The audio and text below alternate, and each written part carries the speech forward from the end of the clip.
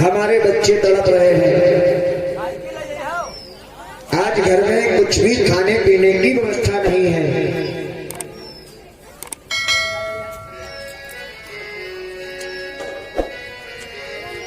कि विप्र सुदामा बसत है सदा अपने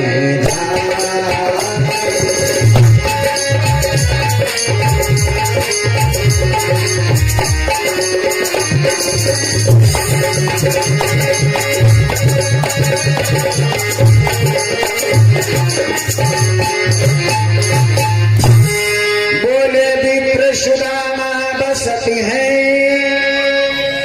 सदा आपने धाम और भिक्षा करी भोजन करें फिर जपति हरि नाम।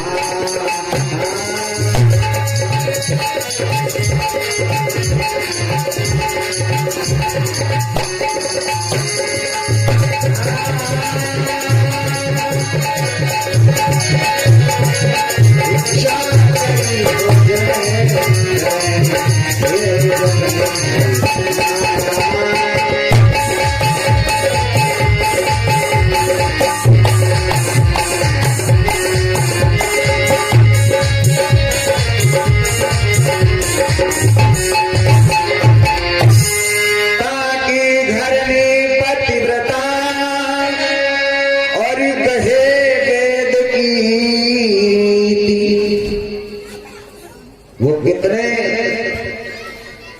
हमारे भाई लोग किस्मत वाले होते हैं जिनकी धर्म पत्नी वेद और पुराण पढ़े, कथा भागवत सुने और सुबुद्धि सुशील सुलज्ज अति पति चरण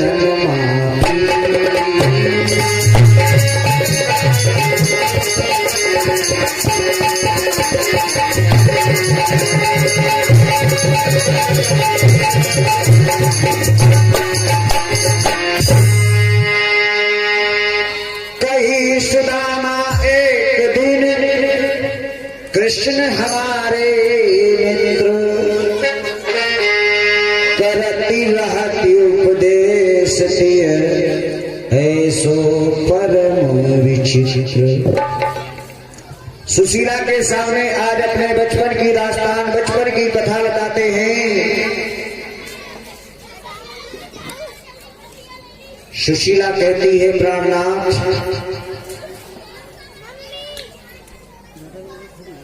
आज मैं आज से निवेदन कर रही हूँ, भूख के मारे बच्चे तड़प रहे हैं, परेशान हैं, मारे चुधा के आंखों के आगे अंधकार छा रहा है, मुझे कुछ दिखाई नहीं पड़ता है।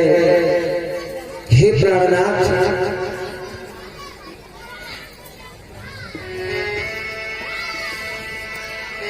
साक्षात लक्ष्मीपति भगवान श्री कृष्ण आपके सखा भक्त वत्सल भक्तवांछा कल्पतरु शरणागत वत्सल और ब्राह्मणों के परम भक्त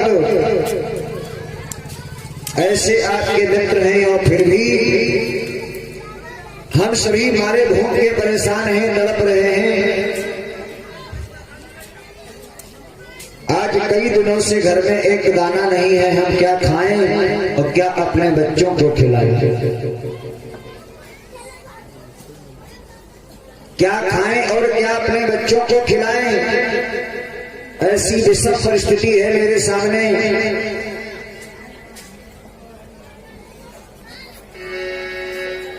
सुखदेव स्वामी कहते हैं आज सुशीला निवेदन करती है क्योंकि पत्नी पति को आदेश नहीं दे सकती है, वो जब करेगी तो वो निवेदन करेगी,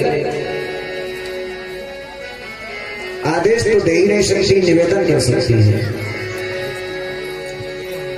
क्या बोली प्राणनाथ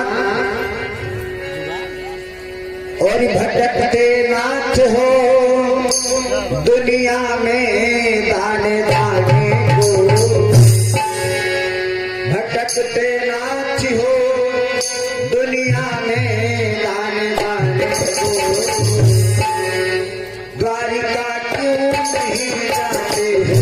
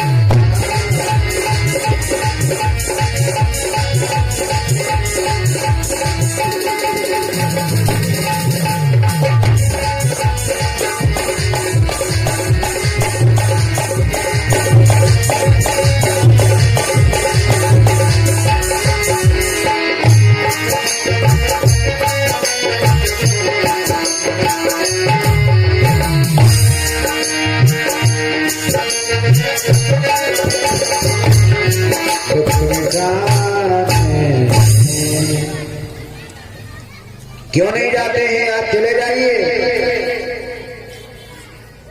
भगवान श्री कृष्ण कहते हैं, ओ सुशीला कहती है अपने पति सुदामा से, प्राणनाथ एक बार जाकर के तो देखिए,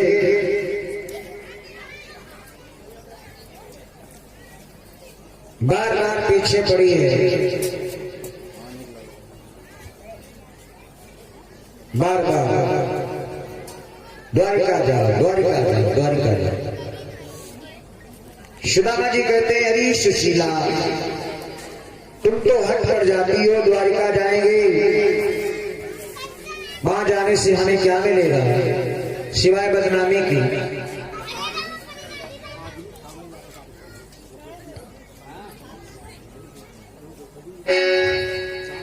अरे वहां जाने से मुझे बदनामी के सिवा और क्या मिलेगा? गरीबी में किसी के आगे हाथ फैलाना नहीं चाहिए।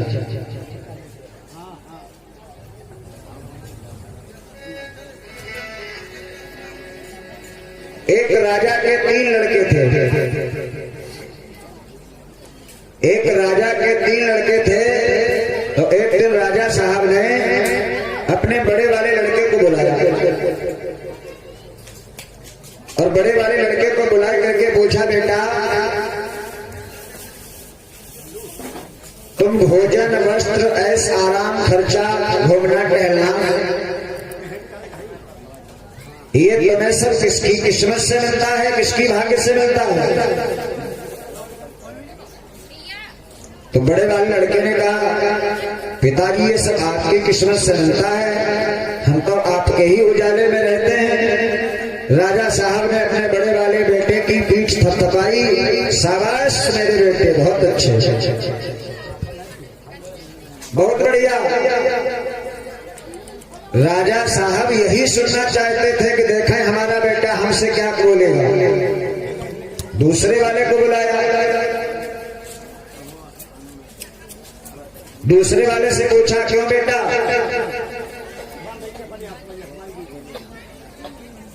ये बताओ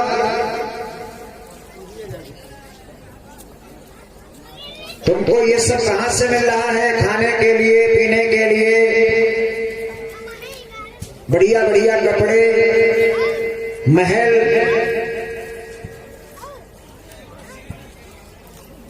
इसने कहा, पिताजी हमको ये सब आपसे मिलता है, आप हमारे अन्नदाता हैं।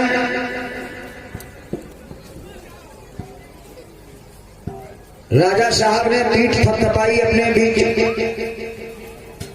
मझले वाले बेटे को, वाह बेटा बहुत अच्छे।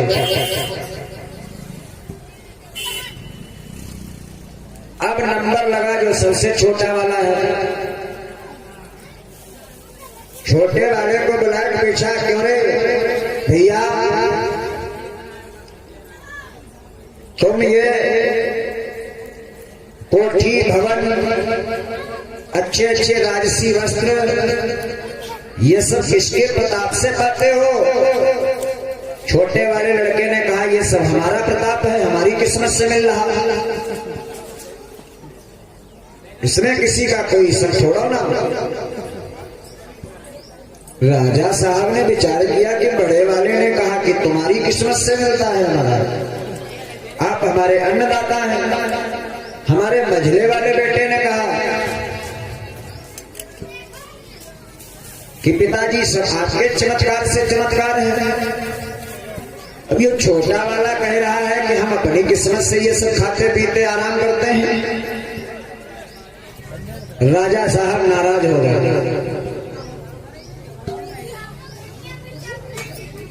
राजा साहब नाराज हो गए और अपने छोटे वाले लड़का को अपने राज्य से निकाल दिया। जा निकल जा मेरी राज्य से, तेरी किस्मत से तू खाता है अपनी, हमारा कोई प्रभाव ही नहीं है, तो तुम्हारी रहने की यहाँ कोई जरूरत नहीं है। छोटे वाले लड़के के सारे कपड़े उतरवा लिए, फटे पुराने कपड़े दे दिए और धक्के मार करके निकाल दिया। बड़ा वाला और मझला वाला दोनों बेटे देखते रहे कि हाय हमारा छोटा भाई जाए रहा, पिताजी ने गलत कर दिया। एक कहता है पिताजी ने गलत किया, दूसरा कहता है ये छोटा वाला ही गलत है। अरे पिताजी से कह देते कि हम अपनी किस्मत से खाए रहे, क्या दिक्कत है? लेकिन छोटे वाले ने कहा हम अपनी किस्मत से खाते हैं तो हम क्यों कह दें पिताजी तुम्हारी किस्मत से खाते हैं? उसने कहा नहीं, हम ये जबरदस्ती नहीं कहेंगे, हम अपनी किस्मत से खुद ही खाते पीते हैं।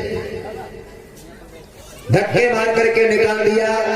बड़ी आत्मा दुखी है, आज बेचारा जंगलों से वन वन में भटक रहा है।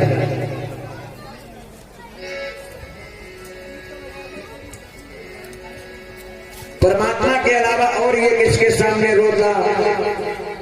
क्योंकि दुनिया में जब इंसान से हार जाता है तो भी वो भगवान की शरण में जाता है। आज वो रो रो करके कहता है जब अंजनी के नंदना की बार बार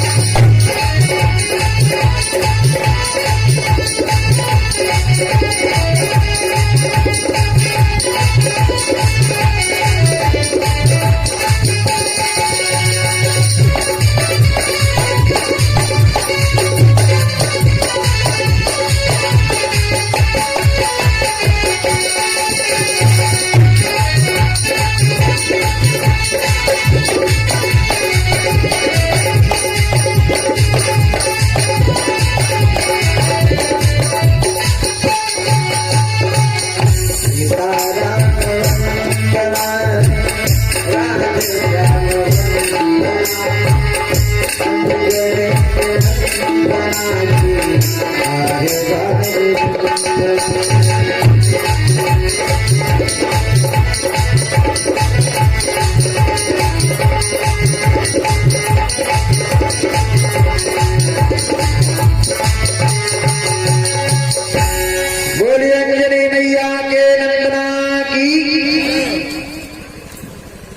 बोलो ना, बोलने पड़ती काट उठाने में एंटीना जितना ऊंचा उठाएंगे टीवी में उतना ही बढ़िया।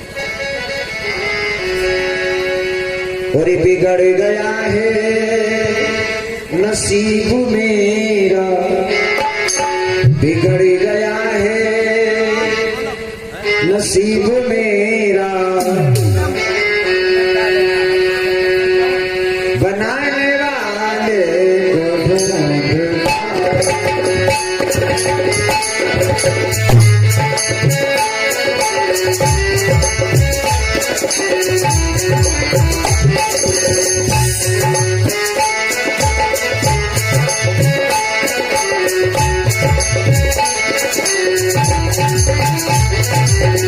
बिगड़ गया है नसीब मेरा, बनाने वाले को ढूंढता,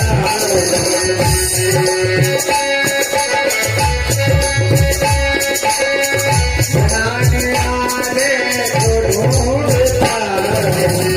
लगी है किस्मत, लगी है किस्मत में आग में बुझाने वाले।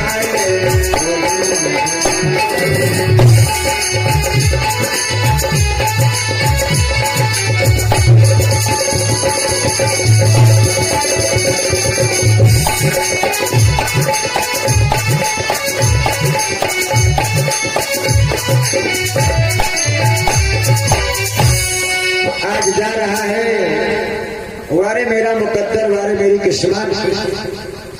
जाते जाते जब नगर से काफी दूर चला तो एक नगर में जाकर के पहुंचा। नगर के किनारे लोगों से पूछा, भैया फला फला नाम का एक हमारा यहाँ मित्र रहता है। उसने कहा रहता है, आप कहाँ से आए हैं बताया। बोले हम उनके यहाँ का रास्ता भटक गए हैं, हमारी उनकी काफी दिन पहले मुलाकात हुई थी, तो क्या आप हमको रास्ता बताने में सहयोग प्रदान करेंगे। बोले हाँ हाँ क्यों नहीं भैया, क्यों नहीं। उसने ले जाए करके इनके मित्र के दरवाजे पर छोड़ दिया। और आज ऐसी परिस्थिति में मित्र ने देखा, आ मेरे दोस्त मेरे गले से लग जाओ, ये सब तुम्हारी दशा कैसी हो गई, क्या हुआ। इसने बताया कि पिताजी ने हमको अपनी राज्य से निकाल दिया। क्यों। इतनी बात कर कि मैंने कह दिया जो कुछ खाता हूं, कमाता हूं, पीता हूं, पहनता हूं अपनी किस्मत से। आज दोस्त ने बड़ा सम्मान किया, बिठाया, जलपान कराया, भोजन लाया। एक रात की मेहमानी करने के बाद वो दुखियारा आगे की ओर चला। ऐसे मित्र जब होते हैं तो जीवन धन्य हो जाता है। मित्रता में अगर एक दूसरे मित्र के मुसीबत में काम न आवे तो वो मित्र ही कहेगा। गोस्वामी जी ने लिखा है, ये न मित्र दुख हो ही दुखारी,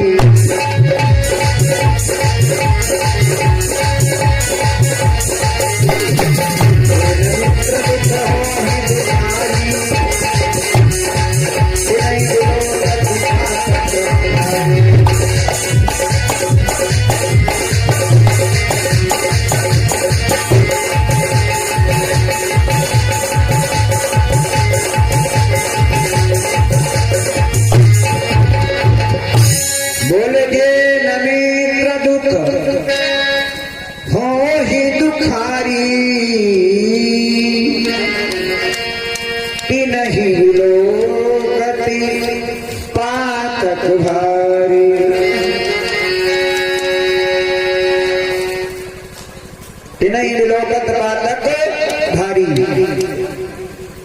आगे जाकर के पहुंचा तो उसी गांव में इसकी मौसी रहती थी। मौसी रहती थी तो मौसी ने दरवाजे तो बड़ी मुश्किल से खोल दिए। ये भी नहीं पूछा बेटा खा पी के आए हो या ऐसी भूखे प्यासे चले आए। घर में खा पी करके जो जूठन बची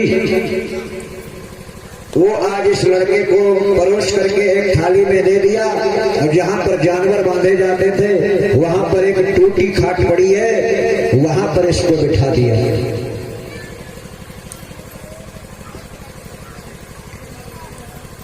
वहां पर बिठा दिया।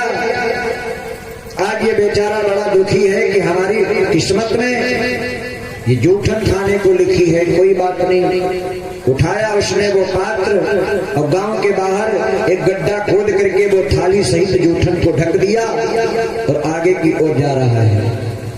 ठीक है मौसी, अगर समय मिला और भगवान ने हमारी मदद की तो इस जूठन का बदला हम तुमसे जरूर चुकाएंगे।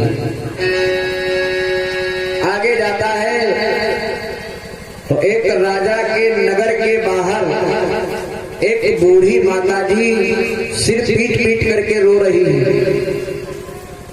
ये तो दुखी जा ही रहे थे, साथ में एक बूढ़ी मैया बड़ा दुखी रो रही थी। तो इन्होंने जब अपने से ज्यादा दुखी माताजी को देखा तो कहने लगे, मैया काहे के लिए रो रही हो? तो वो बूढ़ी माता कहती है, ए परदेसी, तुम हमारी समस्या का समाधान नहीं कर सकोगे बेटा, तुम न पूछो। इसने कहा, हो सकता है माई हम आपके किसी काम में आ जाएं। बूढ़ी मैया, तुमको मेरी सौगंध है, बता दो तुम्हारे रोने का कारण क्या है।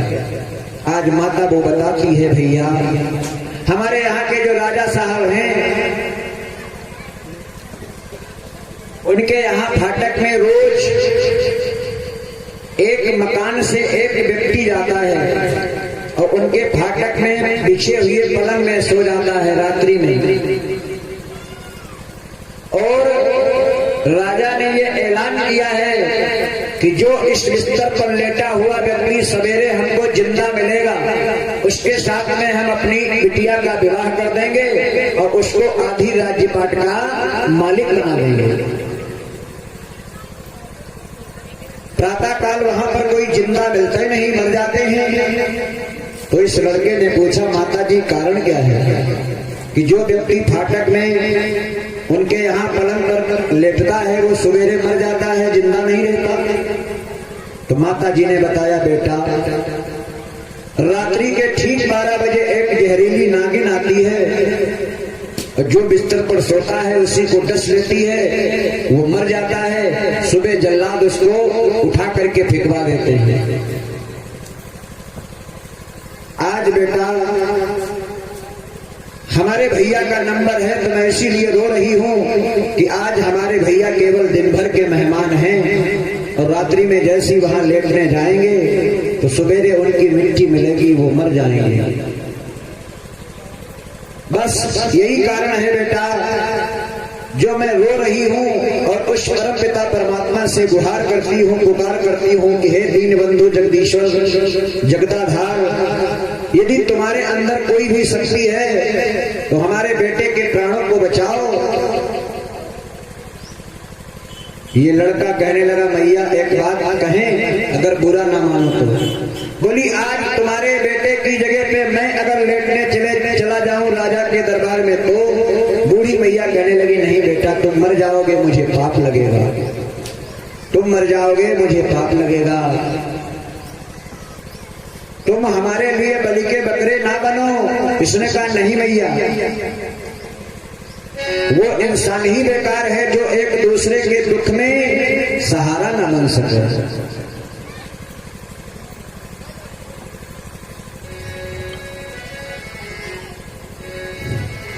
और भलाई कर भला होगा, बुराई कर बुरा होगा, भलाई बुराई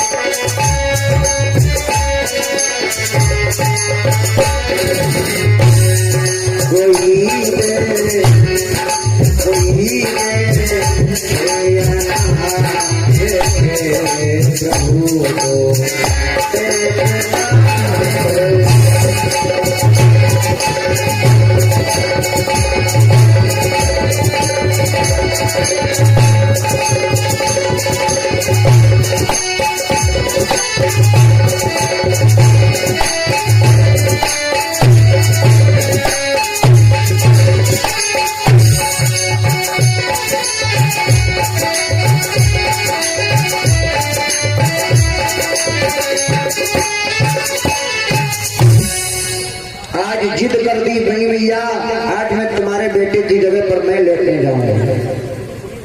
एक डंडा ले लिया, एक चाकू ले लिया, थोड़ा सा नमक ले लिया और अपने बराबर का एक केले का कुंदा ले लिया। बूढ़ी मैया को मना कर दिया कि आज तुम्हारा बेटा नहीं, मैं जाऊंगा। राजा साहब ये इंतजारी में रहते हैं कि सवेरे हमको कब सूचना मिले कि लेटने वाला व्यक्ति जीवित पाया गया। इसने उंगली काट लिया चाकू से, इसने नमक छिड़क लिया, सोया ही नहीं। 11:15 बजने वाले हैं, लगभग 12 बजने में कुछ ही समय बाकी है।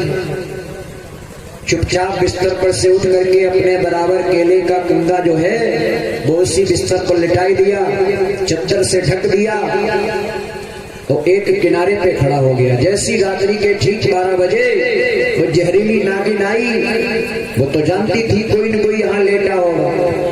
कई एक डंक मारे और जैसी डंक मार करके भागना चाहती है, पास में खड़े हुए उस लड़के ने 2 ही डंडों में नागिन का किनारा कर दिया। नागिन को मार दिया, चारपाई के नीचे कर दिया और आराम से वो केले का कुंदा हटाकर चद्दर ढक करके सो गया। सवेरे जैसी जल्लाद ने खींचा, ये चिल्लाने लगा, अरे भैया क्या कर रहे हो, हम जीवित हैं। तू जीवित कैसे है, यहाँ पर तो कोई जीवित होता ही नहीं था। राजा को खबर बताई गई, कौन है, उसको दरबार में लेके आओ। देखा, पता परिचय पूछा, अपनी बिटिया का विवाह कर दिया, आधी राज्यपाट का मालिक बना दिया। वही एक दिन घोड़े पर बैठ करके मौसी के यहाँ गया और मौसी को दरबार में राजा के लेके गया। अपने दोस्त को बुलवाया, दोस्त तुमने गरीबी की दशा में हमारी मदद की, मुझे पहचाना, और मौसी तुमने मुझे उस दशा में जूठन खाने को दी, आज वो जूठन का पात्र मंगवाया और अपने पिताजी से कहा, पिताजी देखो जो भी मेरे साथ में हुआ है वो मेरे मुकद्दर से, मेरी किस्मत से, आपकी किस्मत से कुछ नहीं हुआ। तो कर्म प्रधान है, जिसका कर्म प्रधान है, जो जैसा करता है पूर्व जन्म के संस्कारों से उसको वैसा ही मिलता है। आज सुदामा कहते हैं, ऐसी दशा में हमको सुशीला उनके द्वारे पर न भेजो, लेकिन नहीं, आज ये जिद कर दी, जाओ जाओ प्राणनाथ, वो तुम्हारी मदद करेंगे।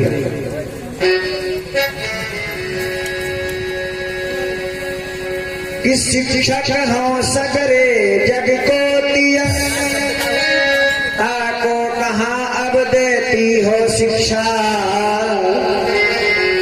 जे तप के परलोक सुधारती, संपत्ति के दिन के नहीं भिक्षा, मेरे हिये हरि के पद पंकज, 12,000 लो देखो परीक्षा। उन कन्हैया के प्रति मेरे दिल में बड़ी गुंजाइश है, 1000 बार कोई परीक्षा लेकर के देखे, लेकिन औरन को धन चाहिए बाबरी, लेकिन ब्राह्मण के धन केवल इच्छा।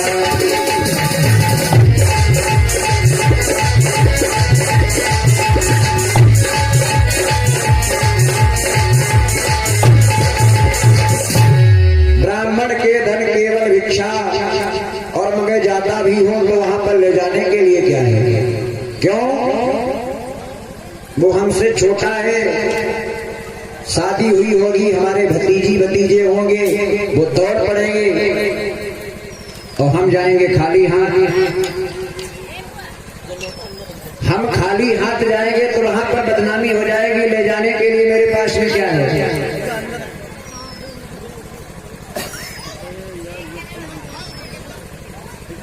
ये दौड़ करके पड़ोसी के पास में गई और 4 मुट्ठी चिवड़े ला करके एक कपड़े में बांध दिए और भगवान को भेंट देने के लिए अपने पतिदेव सुदामा को दे दिया। चल पड़े। रास्ते में अनेकानेक प्रकार की बातें सोचते हुए सुदामा जी जा रहे हैं। अनेकानेक प्रकार की बातें सोचते हुए जा रहे हैं। सुखदेव स्वामी कहते हैं, राजन,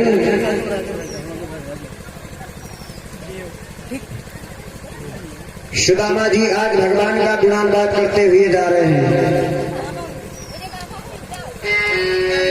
ये नैया किनारे लगा दो कन्हैया,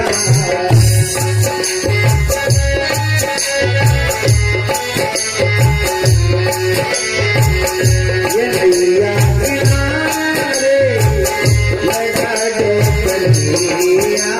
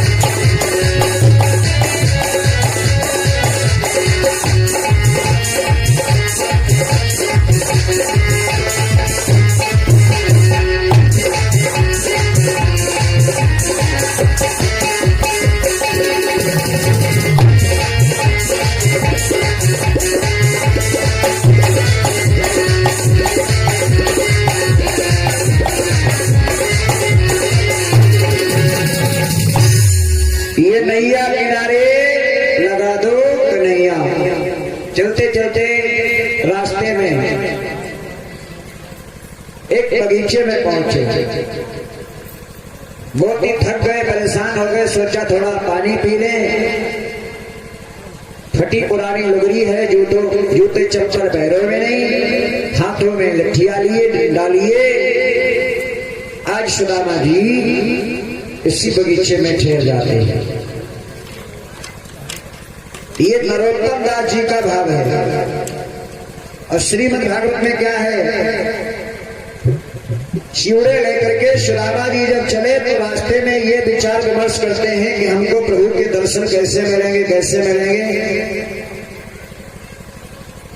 द्वारका में पहुंचे तो ब्राह्मण देवता दूसरे ब्राह्मणों के साथ सैनिकों की 3 छावनियां पार करके सीधे भगवत धर्म का पालन करने वाले यादवों के महलों में जा पहुंचे, जहां पर इतनी आसानी से पहुंचना बड़ा कठिन है, जहां पर 16,108 पटरानियां विराजमान है। भागवत में व्यास जी ने सीधे इनको वहीं पहुंचा दिया।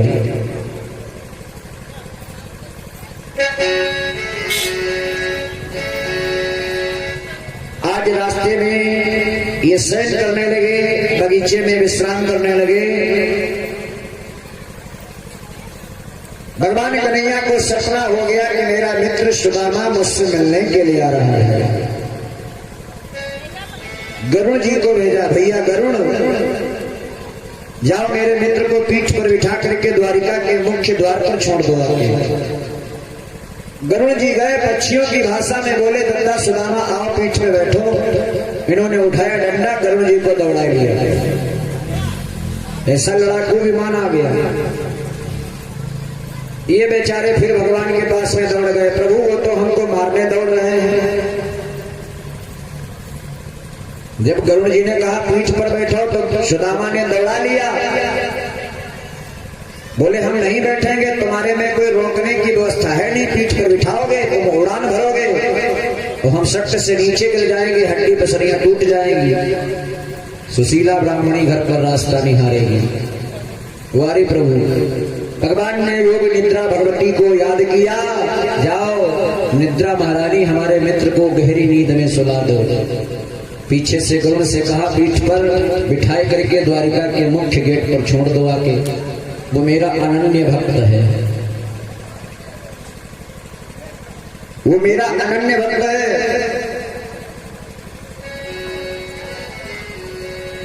अब सोते ही सोते गरुड़ जी ने इनको उठा लिया, द्वारिका के मुख्य गेट पर छोड़ दिया। तो ये वहां क्या देख रहे हैं, संगीन धारी आला वाले भाला वाले खड़े हैं पहरेदार, पहरेदार खड़े हैं। दीच चका चौंधी भई देखती सुवर्णमयी, एक ते सरस एक द्वारिका के भवन है। पूछे बिनु को कहूं कहूं से न करे बात, देवता से बैठे सब साधि साधि मौन है। ऐसा लग रहा है कि कोई देवता खड़े हैं, चित्र हैं इनके। और जैसी सुदामा को देखा कि ये फटे नंग गिरधारी ना लोटा ना धारी, ये कौन आए गए। बोले देखती सुदामा धाए और जन गहे बाएं, कृपा करी कहो विप्र कहाँ की नो गौन है। ब्राह्मण तो मालूम पड़ रहे काहे, शिखा में गांठ लगी, शिखा है एक तो यह पहचान ब्राह्मण की, शिखा जरूरी है। दूसरी पहचान यज्ञोपवीत धारण किए हैं और मस्तक में गरीबी अमीरी अपनी जगह है, लेकिन विशेषकर ब्राह्मण का मस्तक कभी भी सोना नहीं होना चाहिए। समझ गए कि अब है कोई ब्राह्मण है। तो उन द्वारपालों ने इनसे पूछा कहां जा रहे हो महाराज। धीरज अधीर के हरन भव भीर के, बताओ बलबीर के भवन यहाँ कौन है। भगवान के अनेकों अनंत नाम है, कोई बलबीर कहता है, कोई यदवीर कहता है, कोई कान्हा कहता है, कोई गिरधर गोपाल कहता है, कोई सांवले सरकार कहता है, मीरा गिरधर गोपाल कहती है।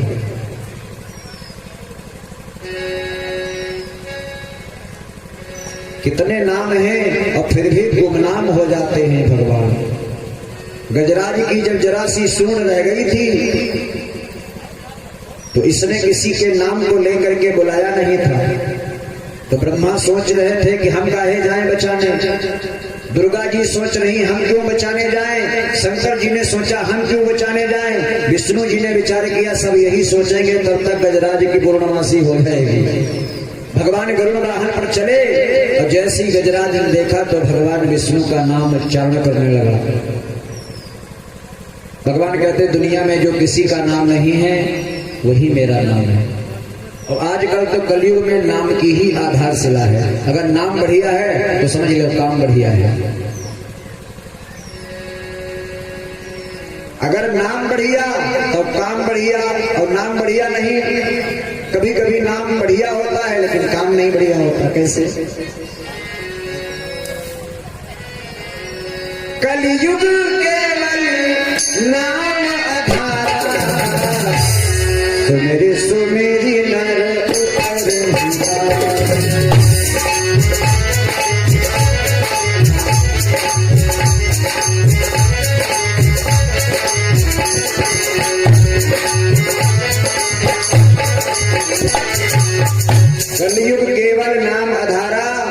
सुमेर सुमेर नर उतरे